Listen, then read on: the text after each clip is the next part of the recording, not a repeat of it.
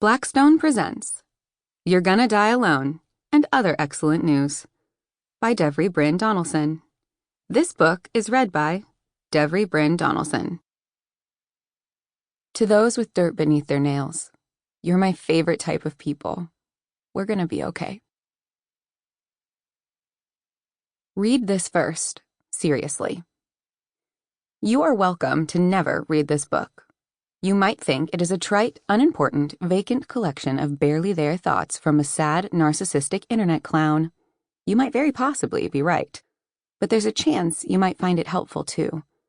If you're anything like me, you might struggle with knowing exactly what you want to do with your life, or exactly how to become who you want to be. You might find yourself wrestling with the push and pull of knowing you're a good person, but feeling like you're not.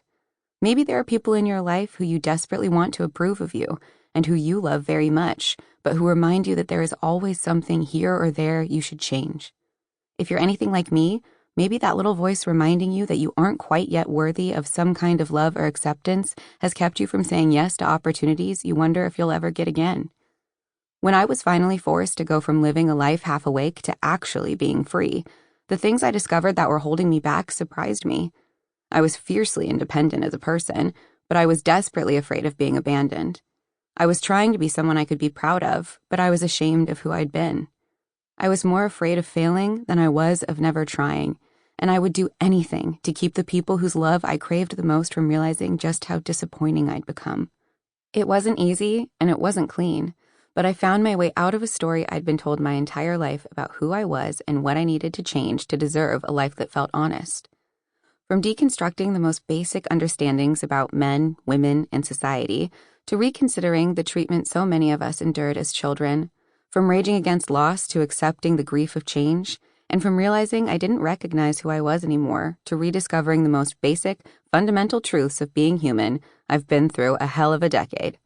I hope that sharing those stories now might find the one person out there who needs to hear them.